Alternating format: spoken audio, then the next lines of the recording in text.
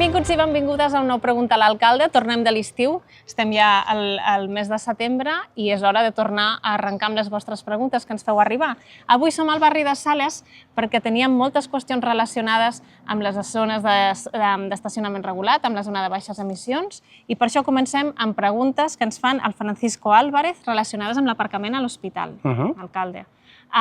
Diu per què s'ha decidit posar aparcaments de pagament, crear las zonas verdes, las zonas azules, y por qué no creamos más plazas de aparcamiento alrededor del hospital. Molt bé.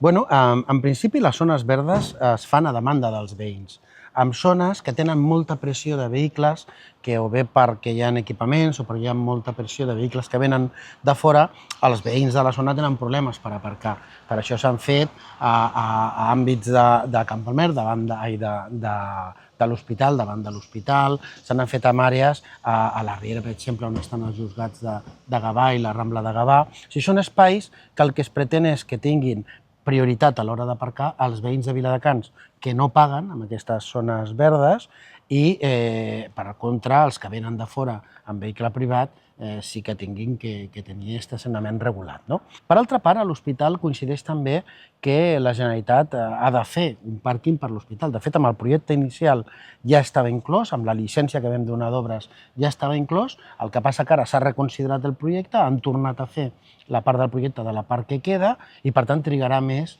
del que hi havia previst. Per això no s'ha fet tota la zona, tampoc, de zona verda ni de zona blava. Hi ha 400 places al voltant de l'hospital, amb dos pàrquings, un d'unes 40 places, em sembla, i un altre d'unes 70 al costat dels Mossos, que són lliures, més totes les places d'aparcament que hi ha al voltant de l'àtrium, que també són lliures i que no tenen tanta pressió veïnal perquè no hi viu tanta gent al voltant. De fet, si passes per les nits veus que són zones on hi ha més places lliures. Per tant, l'hospital avui té al seu voltant més de 400 places sense cap regulació. Blanques. Hi ha una franja de zona taronja precisament per a aquelles persones que venen en vehicle a l'hospital, bé per urgències o bé per visitar-se o per visitar malalts, que puguin aparcar durant un temps, també són més econòmiques que la zona blava, i després, lògicament, per protegir l'aparcament dels veïns i facilitar l'accés dels veïns, tal com van demanar. De fet, ens han demanat que fem encara més places verdes, cosa que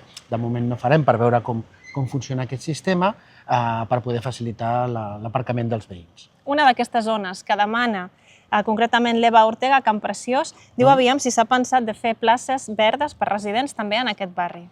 Bueno, el que hem de veure també, Can Preciós ara està canviant, perquè el fet d'obrir el vial de cornisa també ha baixat molt l'atenció. Sí que és veritat que en moments puntuals, per la presència de les escoles, el CAP, té més presència, diguem-ne, de vehicles que en altres hores, que la resta del dia, i s'està estudiant també a veure quins mecanismes. De moment el que farem serà reordenar la zona blava que n'hi havia davant de l'escola Martí Pol i resituar-la, de fet ja s'ha pintat, al costat de l'institut, per poder millorar també els accessos a la zona. Un dels col·lectius que també ens escriu són els treballadors de l'hospital, en relació al que deies abans. Francisco Álvarez diu que són conscients que el pàrquing està pendent, però que, mentrestant, si s'ha pensat alguna mesura per a aquells treballadors que han de venir a treballar a l'hospital i que no poden aparcar a les zones de residents. Sí, mentrestant el que s'ha fet ha sigut menys places regulades de les previstes. De fet, es va fer a partir també de les reunions que vam tenir tant amb la gerència de l'hospital com amb la direcció de l'hospital com amb els treballadors, i hi ha moltes menys, s'han deixat més de 400 places al seu voltant sense cap regulació, i per tant veurem de moment com funciona aquest sistema i en funció d'això ja anirem ajustant. Això en quant a la zona d'estacionament regulat, que l'hem començat, ja la tenim senyalitzada, les zones taronges ja estan funcionant, les blaves també, i les verdes començarem aquesta tardor. I la zona de baixes emissions, alcalde? Bé, la zona de baixes emissions s'ha de fer tots els ajuntaments alhora. No té sentit que el mateix vehicle a Viladecans no pugui circular o pugui circular i a Sant Boi no, o a Gavà no. Per tant, aquí sí que hi ha un acord de tots els ajuntaments que quan sigui la posarem en funcionament tots alhora. Nosaltres ja tenim pràcticament el dispositiu desplegat, hi ha altres ajuntaments que van una mica enredarits i per això s'ha pres l'acord d'esperar que estigui tota completa per no perjudicar als veïns i veïnes i posar-la en marxa tots l'1 de gener de l'any vinent. L'1 de gener del 2025. Sí, senyora. Perfecte. La Lourdes de l'Eixample Centre i la Maria López just ens preguntaven el mateix en el cas del barri antic. De fet, Gavà, que ja l'havia posat en marxa, i crec que el Prat també, suspendran aquesta posada en marxa també per ajustar-la a fer-ho tots alhora. I una última pregunta d'estacionament, aquest cop relacionat amb la platja. El Fèlix Sambles ens demana per què no fem servir el mateix sistema d'estacionament o de regular, com ho fa Gavà o com ho fa Castelldefels, que fracciona el pagament per minuts o té beneficis pels residents. Clar, nosaltres, la nostra platja és molt diferent a la de Gavà o Castelldefels perquè, primera, no és una platja urbana, és a dir, no hi viu gent al voltant i, per tant, l'ús del pàrquing és un ús puntual en determinades èpoques de l'any. A més, no són terrenys públics, són terrenys de propietat d'AENA i ho fem a partir d'un acord amb AENA, que també les condicions hem de fer-les d'acord amb el propietari del terreny, que és AENA. Per tant, té una regulació molt diferent. Sí que des del primer moment vam decidir que els ciutadans i ciutadanes de Viladecans tindrien una bonificació en relació als altres i, per tant, és substancialment més econòmic l'aparcament a Viladecans dels residents de Viladecans que els vehicles que venen de fora. Però, en tot cas, és un pàrquing d'ús molt puntual, que no està en zona residencial, que, a més, el que es pretén també és que es vagi perdent la mobilitat per vehicle privat en aquesta zona, que és una zona protegida, que és molt delicada, i, per tant, en aquest sentit, són condicions diferents de les que pots tenir en una zona com Castelldefels o Gavà, que estem parlant de ciutat, estem parlant de barris on viu gent i on fan ús també d'aquest aparcament.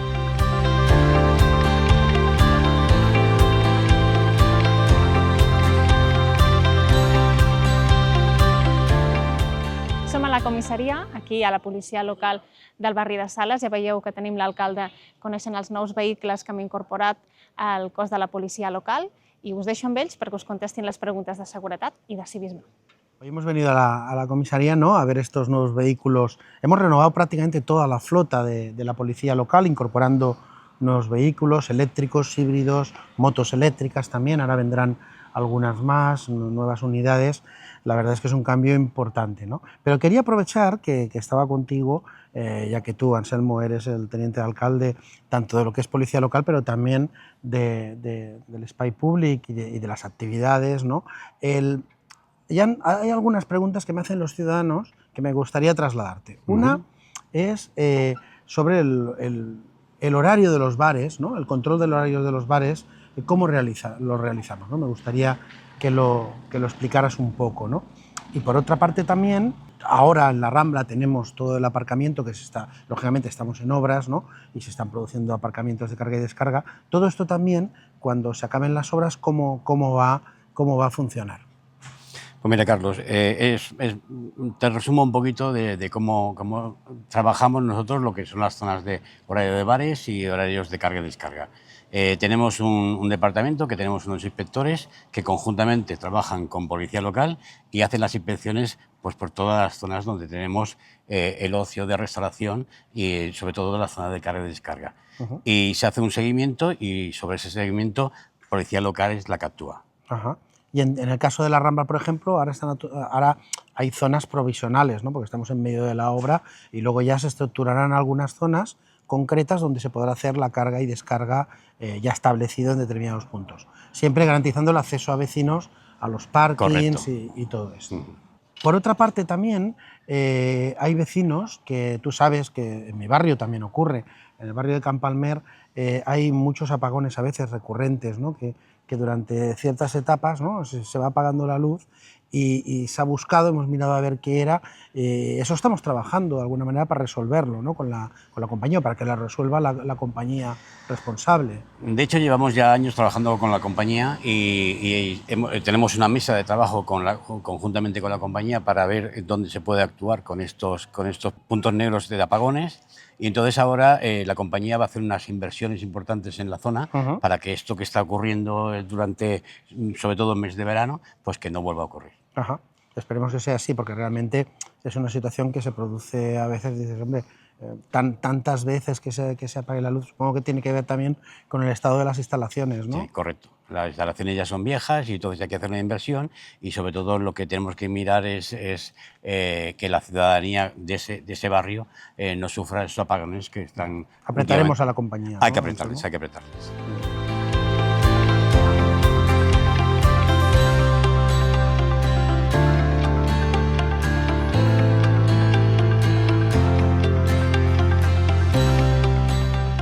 No podíem estar a Sales i no venir al Casal de Barri, amb aquesta foto que ens acompanya, no, alcalde? Tan característica del Sí, centenari. és com estava abans la plaça, abans de fer aquest equipament i aquests habitatges protegits, i la veritat, bueno, va ser una conquesta dels veïns. Aquí va haver un paper molt important de tots els veïns del barri reivindicant i ocupant aquest espai que després finalment doncs, hem pogut dotar el barri d'una plaça, d'uns habitatges protegits i en aquest cas també d'un equipament cívic.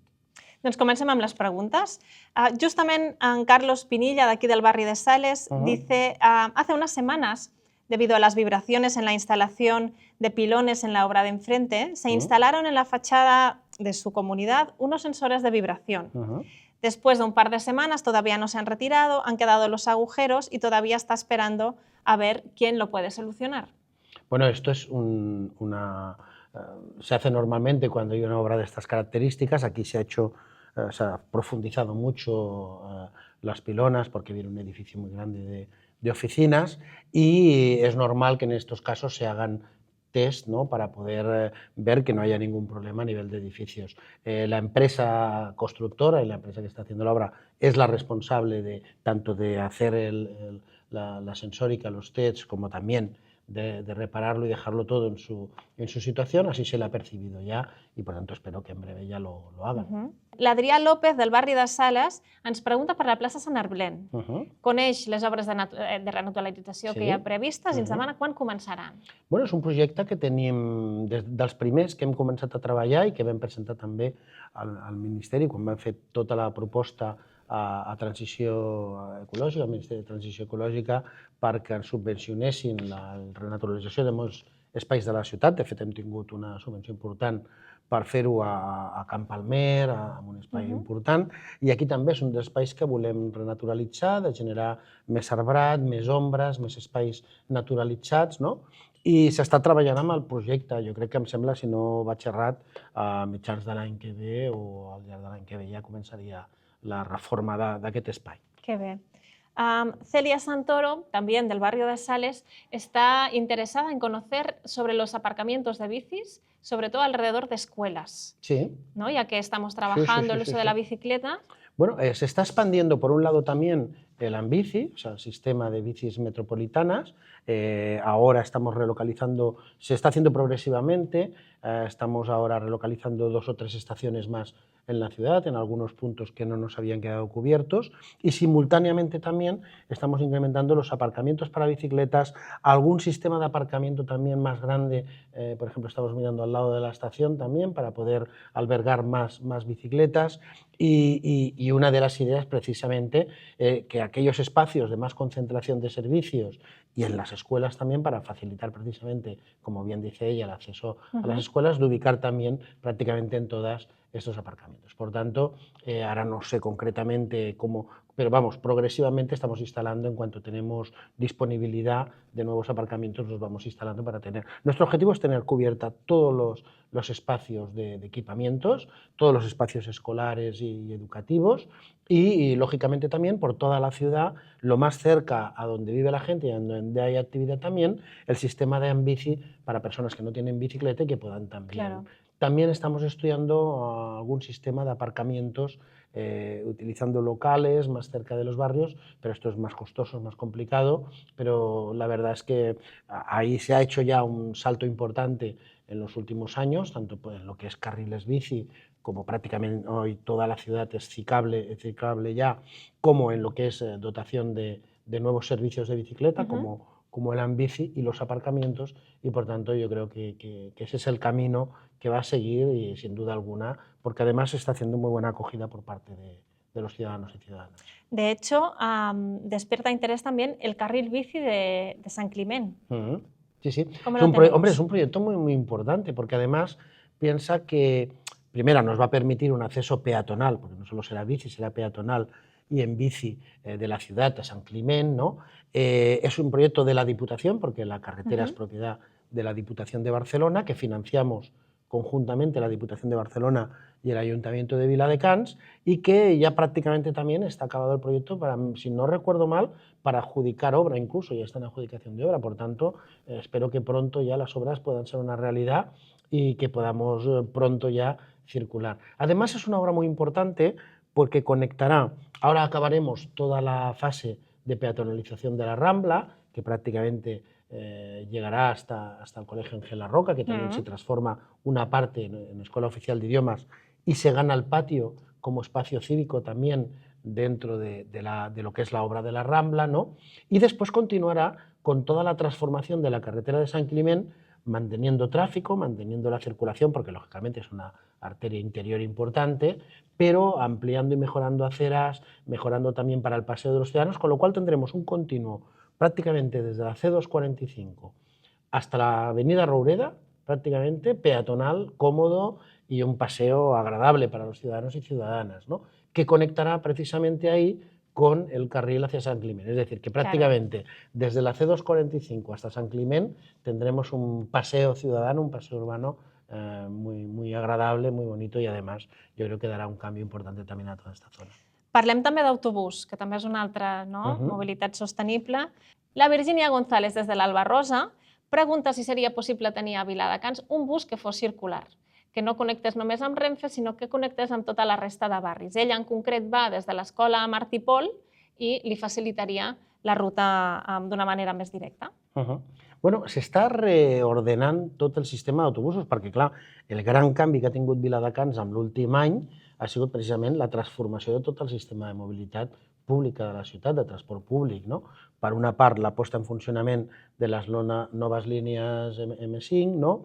La posta en funcionament de les línies Express, el carril de tota la carretera de Cornellà a Castelldefels, que facilita molt la velocitat comercial dels autobusos, no? I la renovació de tota la flota, pràcticament, d'autobusos amb vehicles menys contaminants, elèctrics, híbrids, en alguns casos, no? Per tant, aquí és on s'ha produït un canvi importantíssim, una inversió molt important de recursos per millorar el transport públic. Avui Viladecans ja, amb l'aturada de tots els trens a la nostra estació, pràcticament és la ciutat millor comunicada de tot el seu entorn, perquè tenim accés directe ja amb tots els mitjans al nostre entorn i, per tant, amb una millora substancial. I, fruit d'això, també s'està reordenant tot el sistema d'autobusos i també del creixement de Viladecans a partir del barri de Llevant, no? Al més immediat, la posta en funcionament d'una nova línia de Vilabús que farà el recorregut precisament per aquest barri i que això completarà molt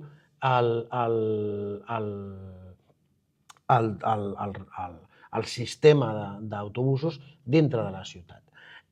També estem estudiant un vehicle a demanda, precisament per donar servei als barris d'Albarrosa, de la zona més de muntanya del municipi, que són més complicats aquests autobusos de gran capacitat, i estem amb l'àrea metropolitana estudiant aquest sistema, a veure si seria viable i si es podria posar en marxa.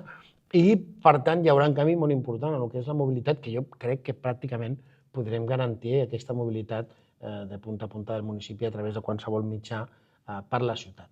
També pensem que el sistema ja a Barcelona, per exemple, ja no funciona amb línies que van recorrent tota la ciutat, sinó amb línies que se creuen, no? I que tu vas baixant i pujant d'autobusos en funció del lloc on vas, no? Per tant, també el sistema està canviant per adaptar-lo i fer-lo el més proper possible als ciutadans i ciutadanes, no? Però jo crec que aquí el gran canvi de Viladecans indubtablement ha sigut la mobilitat sostenible, amb els nous autobusos, les noves línies, l'Ambici, no? El nou sistema de bici metropolità, la millora de la Renfe, de l'aturada de tots els trens ja a la ciutat, i encara millorarem més amb aquesta nova línia de Vilabús i amb aquest, si pot ser, aquest autobús a demanda, no?, que estem estudiant amb l'àrea metropolitana. Doncs una qüestió relacionada també amb mobilitat és la que ens planteja en César Parga, des del grup Sant Jordi. Ell utilitzava o ens pregunta si tornaran a estar disponibles els carregadors elèctrics del costat de Renfe. Sí. Sí, aquí, és que era un projecte que venia de l'àrea metropolitana experimental, que s'ha fet a diverses ciutats. La veritat és que el punt on es va determinar que s'ubiqués no va ser molt correcte perquè generava problemes pel pas de determinats vehicles i es substituiran per carregadors metropolitans dels nous que s'estan instal·lant. Estem pendents ja d'Endesa que faci la instal·lació i, lògicament, a l'estació hi haurà també aquests carregadors, com estem implantant ja a tota la ciutat, a més punts de la ciutat. Seguim parlant de neteja. Han millorat molt, ho sabem, es nota, però tot i així l'Alexandra Sanzo, des del Torrent Ballester, ens pregunta per la riera de San Climent, por el paseo asfaltado destinado a perros para poder dar paseo a sus mascotas. Dice que está lleno de basuras, de cristales, de cerámica. Tampoco hay ninguna papelera cerca para poder depositar los excrementos cuando se recogen. Y nos consulta a ver si se podría destinar parte del presupuesto de la limpieza a mejorar esta zona. La veritat és que aquesta zona no es pot millorar en el sentit de ficar papereres o altres, perquè és una riera. Estem parlant d'una riera i, per tant, el que s'ha fet és aprofitar aquest cabdal de la riera, aquest espai de riera, per poder habilitar una zona de passeig de gossos i de poder estar, però no és un pas, no és un parc, és la riera.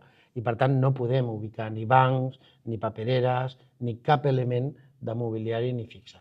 El manteniment també és més complicat, perquè no és un manteniment d'un parc, l'hem de pactar amb l'ACA, amb l'organisme de la Generalitat que regula la neteja de les rieres, i, per tant, aquí és molt important el civisme de la gent. És molt important que la gent entengui que està en un espai que no és un parc, que és un espai habilitat per poder-lo usar, però que té dificultats tant per manteniment com per ubicar aquests serveis. I, per tant, també aquí les persones han de fer un ús responsable.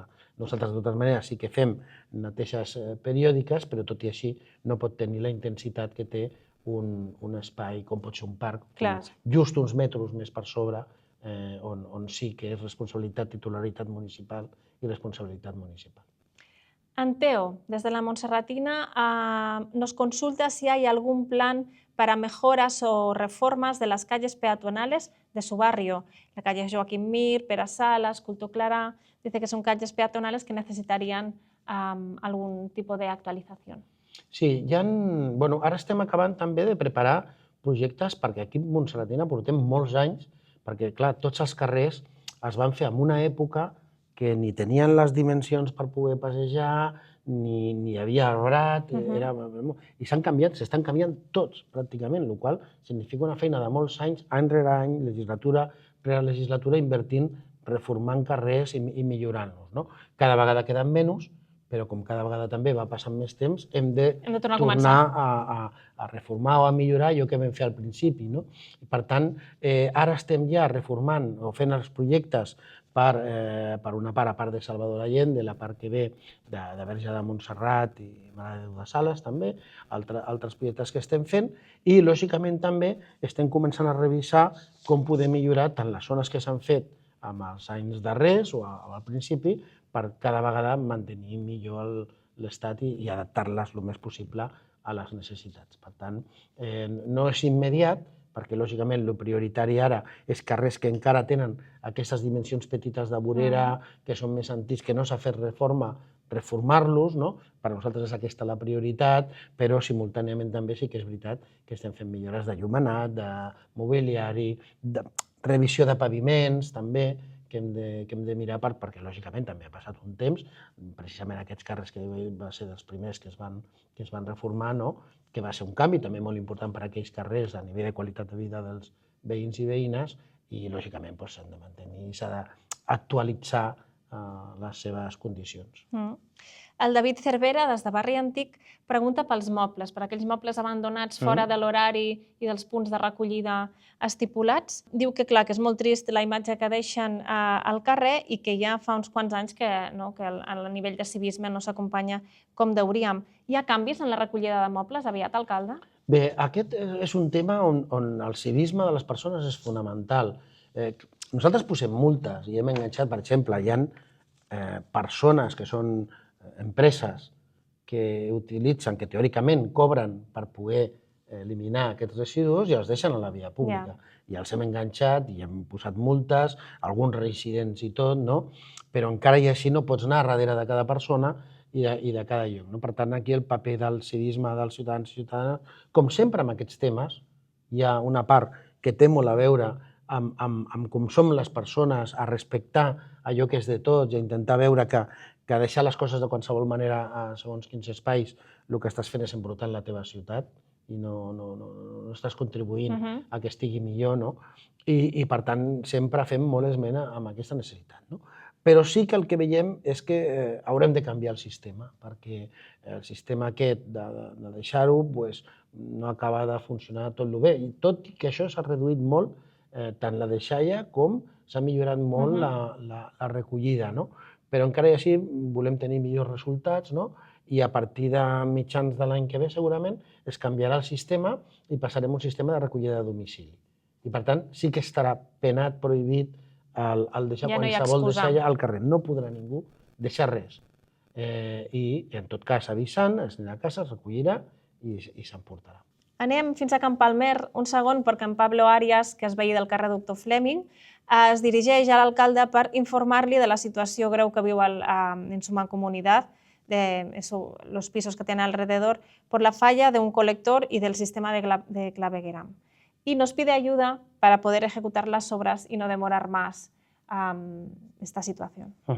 Bueno, claro, cuando son obras comunitarias, primera que el ayuntamiento no puede intervenir porque es un edificio privado y siempre, claro, tienes la cuestión de la existencia de todos los vecinos y la gestión de la obra a nivel comunitario, ¿no? Nosotros desde la Oficina de Vivienda hacemos soporte a las comunidades para que puedan realizar este tipo de gestiones, incluso con la Generalitat, cuando son a través de subvenciones también, para que puedan vehicularlas lo más rápido posible y, por supuesto, que cualquier cuestión que podamos hacer para facilitar los acuerdos en la comunidad para poder hacer esta obra, lo vamos a hacer, porque somos todos los primeros interesados en que se pueda hacer. Y, lógicamente, es una responsabilidad de los vecinos tener sus edificios correctamente y hay que ayudar para que eso pueda ser así. Por tanto, sí, sin ningún problema. De hecho, me consta que ya estamos también trabajando con ellos para poderlos ayudar. Hablemos de vivienda un poquito más, porque Jesús Domínguez, desde Barri Antic, está buscando un piso de alquiler y dice que, claro, que los precios los tenemos desorbitados, ¿no? Y se pregunta qué podemos hacer desde Viladecans o cómo puede ser que tengamos los precios a estos niveles. Claro. Bueno, se ha producido un hecho que es que Barcelona, al tener paralizada la construcción de viviendas durante muchos años, lo que ha hecho ha sido que esa demanda venga a las ciudades del entorno. Claro. Nos ha presionado a las ciudades del entorno, ¿no? En precios, en necesidad. Y luego aquí en Viladecans había muchísimas personas también que teníamos pendientes en las oficinas en la oficina de vivienda para acceder a una vivienda de protección oficial.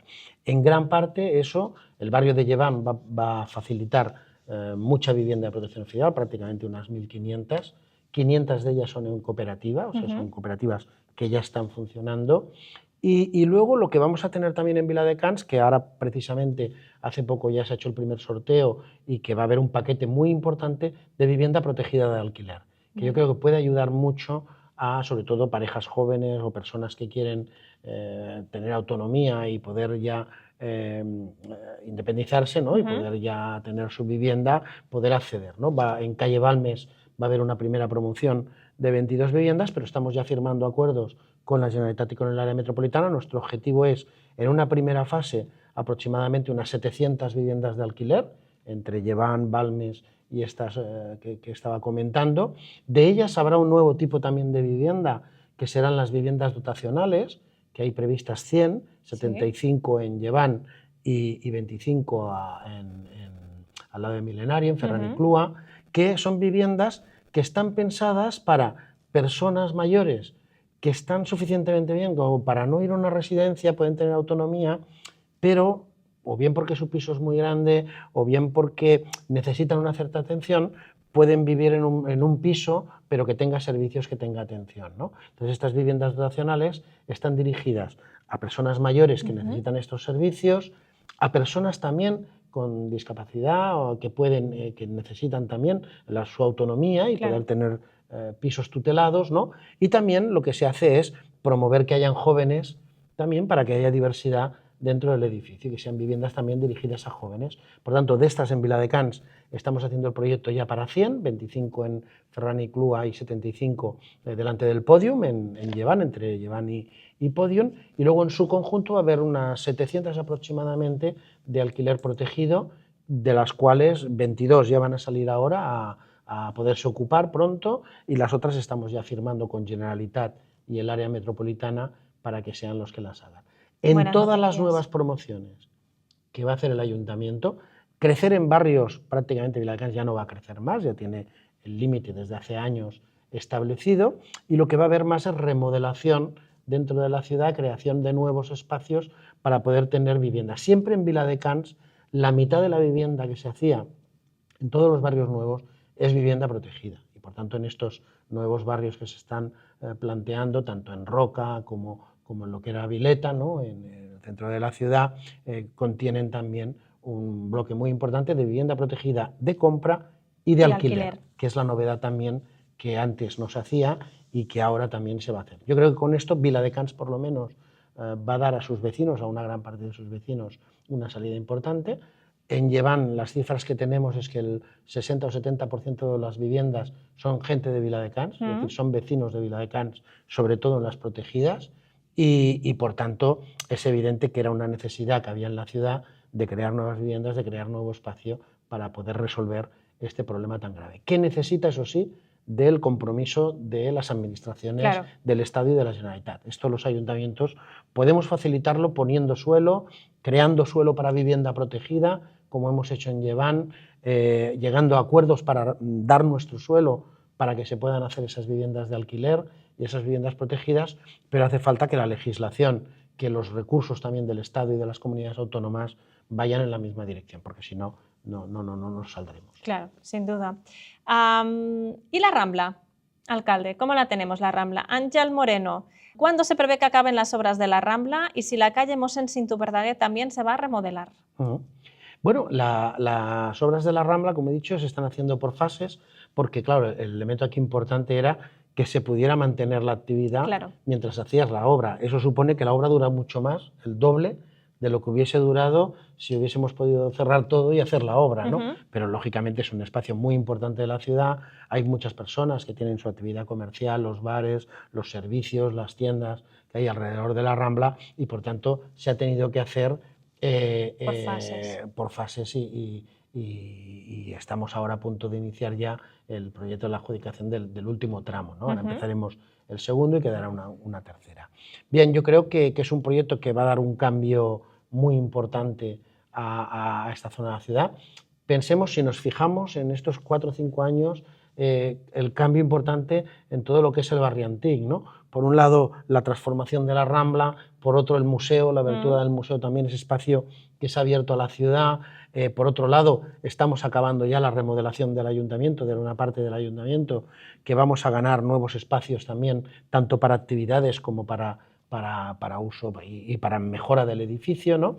Cuando acabemos esta primera, acabaremos haciendo también la remodelación del resto del ayuntamiento, y cuando esté ya todo el edificio antiguo remodelado, ya acabado finalmente, será cuando ya hagamos la reforma del jardín, con lo cual se acabará toda la reforma de este espacio central de la ciudad, ¿no? Pero yo creo que aquí es un proyecto muy importante, que además, como decía antes, enlaza con la continuidad de la transformación de la carretera de San Climent, de todo el tramo que queda hasta la avenida Roureda, que manteniendo tráfico y el transporte público y el acceso de vecinos a los parkings y a los servicios, porque hay mucha actividad de servicios en la carretera de San Climent, por tanto no se puede hacer una rambla, tiene que mantenerse la circulación, pero sí mejorar las aceras que son muy antiguas en algunos casos, ¿no? Mejorarlas para que pueda ser realmente un paseo continuo desde la C245, prácticamente desde la Plaza de Europa hasta la avenida Roureda, ¿no? Y yo creo que es un proyecto que va a cambiar mucho lo que es el centro de la ciudad. Uno de los equipamientos que también nos van preguntando de vez en cuando es sobre la piscina. Mónica y Adra López, desde el barrio de Sales, nos preguntan también cómo tenemos el proyecto y sugieren que tomemos ejemplo de las piscinas de la Montañeta de Sant Boi, porque dice que tienen un precio asequible, además de que son grandes y nuevas. Bueno, la Montañeta de Sant Boi lo que ha hecho ha sido remodelar un antiguo parque, los lagos de un parque, y convertirlos En en piscina. piscina pública, ¿no? Durante muchos años tampoco había tenido Sant Boi piscina, ¿no? Y realmente es un proyecto muy bonito porque era un parque que ya de por sí era muy bonito, unas piscinas enormes. Viladecans también va a tener una piscina muy grande. De hecho, siempre ha estado prevista en el parque de Llevant, en la zona de Llevant. Ahora ya, al hacer el parque, ya disponemos del suelo para poderla hacer y ya se está acabando el proyecto. Estamos pactando con el área metropolitana, que será una obra que haremos conjuntamente con el área metropolitana, porque el parque es un parque metropolitano y yo creo, espero, que el año que viene, a lo largo del año que viene también, sea otra de las obras que vemos que el año que viene vamos a tener una agenda cargada de inicio de obras para poderla hacer, ¿no? Aquí, claro, hemos de pensar que los 2 años de COVID nos han retrasado la agenda unos 2 años de obra. Entonces hemos de volverlo todo para atrás y pensar cuándo hubiesen empezado estas obras si no hubiese habido el COVID, ¿no? Ya estaríamos con la Rambla acabada, ya estaríamos... Bueno, pero lógico, yo creo que en estos momentos los proyectos han continuado, hemos podido tener capacidad, yo creo que lo más importante es que hemos podido tener capacidad para poder continuar con todos estos proyectos de la ciudad y espero que pronto pues, podamos inaugurar ya esta piscina descubierta que todo el mundo quiere. Sí, sin duda. Hablemos también de las escuelas bressol municipals. Maria Moreno, des de la Torre Roja, es pregunta per què, malgrat que són un servei gratuït, no hi ha places per tots els infants que s'hi volen apuntar.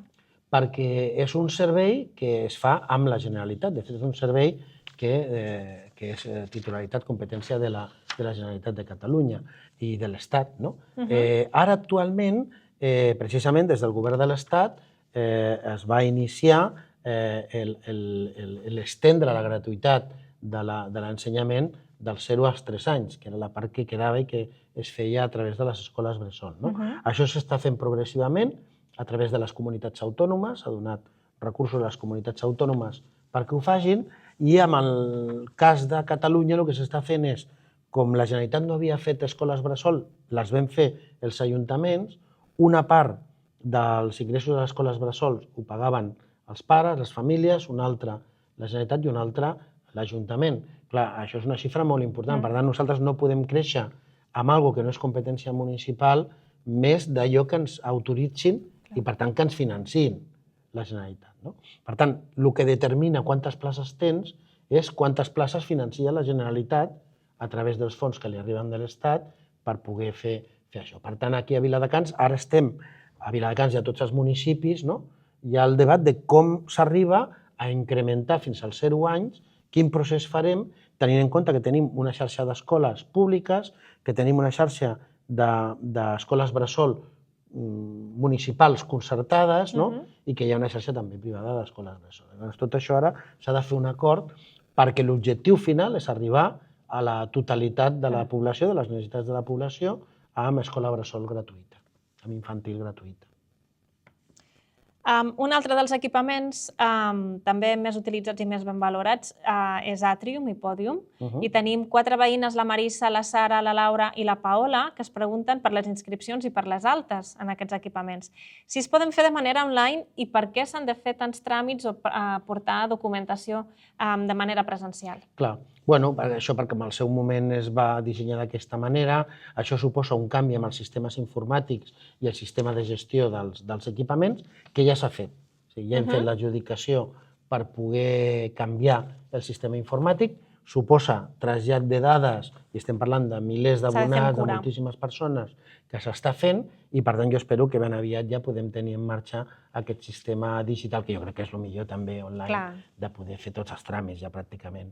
Nosaltres des de l'Ajuntament hi ha moltíssims tràmits que ja els hem posat online i el mateix passa. El que passa aquí, suposar, clar, aquí és que el sistema està vinculat al sistema de gestió del mateix equipament, clar, no és un sistema només, un programa informàtic, és alguna més complexa, no? Però ja s'està fent, ja es va fer l'adjudicació, ja s'està canviant el sistema i per tant espero que ben aviat ho puguem fer. 2 preguntes més de cultura abans d'acabar. La primera sobre l'edifici dels antics cinemes. Francisco José Delgado, de l'Eixample Centre, et pregunta si ja hi ha algun projecte pensat pel cine, si hi ha alguna proposta pensada i quan començarem a posar-lo en marxa, perquè diu que ja fa un any que és propietat de l'Ajuntament i encara no ho hem explicat. Perquè, a veure, els cines són una caixa buida. O sigui, el que hi ha dintre és res. és la façana, l'edifici. Sí que és veritat que la part del bar, per sorpresa nostra, estava bastant intacta, o sigui, estava bastant com es va deixar el dia, però lògicament el que són tota la part de càmeres, de cadires, de tota la part interior, o sigui, són caixes buides, no tenen. I per tant, s'ha de fer una actualització de tot l'edifici, les mides de seguretat d'ara no són les de fa 15 anys quan es va programar. S'està fent el projecte ara. De fet, acabem de demanar una subvenció a la Diputació també perquè financi una part de dues coses. Una, què hem de fer per poder posar en funcionament d'alguna manera algun espai que ja es pugui usar. Per exemple, aquest hall estem pensant que igual amb algunes reformes i alguna millora pràcticament es podria ja usar per algun tipus d'activitat cultural o alguna activitat. Hi ha altres parts d'oficines que també estan útils, que es poden fer aules o es pot fer altres espais, però el conjunt del que eren els cinemes està absolutament buit. O sigui, hem de fer tot el projecte de... Què estem fent ara? Doncs dissenyant què es pot fer. Quins objectius tenim? Mantenir cinema, això ho tenim claríssim, s'ha de mantenir cinema. Clar que no podran ser 10 sales, perquè ara ja totes les empreses especialitzades ens diuen que ja no funciona aquest model de cinema de fa 15 anys, que ara se va a un altre tipus, no necessitem 10 sales, possiblement menys. El que passa és que això també ens llibera per a aquestes sales donar-los altres usos. El plantejament que estem fent, crear un centre d'oci, de lleure, pels joves, per les famílies, és a dir, que ens tingui un centre que serà modèlic, no existeix enlloc d'aquestes característiques. Per tant, l'hem d'idear, l'hem de pensar, l'hem de crear i veure què podem fer, i serà un element molt innovador perquè serà únic a tot Espanya, però la idea és fer un centre d'oci juvenil i també per famílies, que ens permeti simultanejar les activitats de cinema amb activitats culturals i amb altres tipus d'activitats que estem començant ara a dissenyar. Això suposa una inversió important i el que sí tenim clar també que necessitem de la participació de la iniciativa privada. Per què? Perquè és un equipament molt gran. Perquè us feu una idea, és pràcticament el doble de gran que Can Calderón o que un institut. O sigui, estem parlant d'un equipament molt gran. I per tant, si l'Ajuntament sol gestionés aquest equipament, els recursos que hem de destinar ens impedirien tenir altres equipaments, com acabem de parlar ara, de la piscina, d'altres que tenim previstos també de fer a la ciutat, la biblioteca nova que s'ha de fer a Can Ginestà. I per tant estem pensant com, a través de la col·laboració público-privada, podem fer que... També perquè això permet adaptar-lo a les modes, a les necessitats i als gustos també de la gent jove i de la gent que faci. Però estem ara fent, per una part, aquesta intervenció mínima per poder fer algun ús ja esporàdic del mateix i començant ja a fer unes portes obertes que ens permeti fer alguna activitat, concerts, trobades, no sé, encara estem donant-li voltes, i fent ja el projecte a partir també de pensar què és el que es pot fer dintre per poder fer aquest centre d'oci juvenil a Viladecans, d'un espai que jo crec que molta gent sempre ho diu, és que a Viladecans els joves no saben què fer, no tenen espais. Bueno, és veritat que això normalment és la iniciativa privada la que ho fa, aquí l'impuls serà públic, però lògicament també serà en participació pública-privada. Fantàstic, doncs estem a punt d'acabar. Molt bé. I també fa poquet que han passat la Festa Major. Sí, Déu-n'hi-do. Tu vas participar o vas veure l'espectacle de l'Ocobongo per la Festa Major? Sí, i tant. Et va agradar? Bueno, jo vaig veure, a veure, jo amb tot i en res, perquè clar, jo anava d'un lloc a l'altre i la veritat, de Rebeldes vaig veure alguns temes, no vaig poder veure tot el concert, que m'agraden moltíssim, Alia Cali igual, em va passar, vaig veure també una part de... Bueno, jo anava anant per tots els llocs, perquè també vull veure què opina la gent, com es mou tot, no? I la veritat que al final tampoc no pots dir aquest espectacle sencer, però de l'Ocobongo vaig veure bastant, sí. Doncs la Susana López li va encantar l'Ocobongo. És molt divertit, que és un espectacle. Des del barri antic. Y diu, buenas tardes, viendo el éxito del espectáculo del Ocobongo, ¿podrían realizar otro para fin de año o para Navidad, que sería muy divertido? Bueno, veurem. A fi d'any sí que farem farem una activitat de fi d'any, o sigui, farem un ball, un concert, ja veurem a veure què és el el que es pot contractar també, perquè són èpoques molt dolentes Sí, clar. per poder molta demanda. contractar. Hi ha molta demanda, o els grups tampoc estan a l'abast, no? Però sí que farem una activitat de fi d'any. No sé si serà el Locobongo, perquè això ja no ho decideixo jo, això són els tècnics de cultura, les persones que programen a Viladecans, que són les que una mica determinen, ens proposen quins poden ser els més interessants, les activitats més interessants a fer. Susana, doncs ja ho saps. I el que sí tindrem és al carrer, de Nadal Això novament. sempre, això Que sempre. ja ha començat i tenim novament també al carrer de Nadal. Perfecte. Doncs, alcalde, moltes gràcies. Molt Ens bé. veiem el mes vinent i Igualment, esperem sí. les vostres preguntes. Moltes gràcies.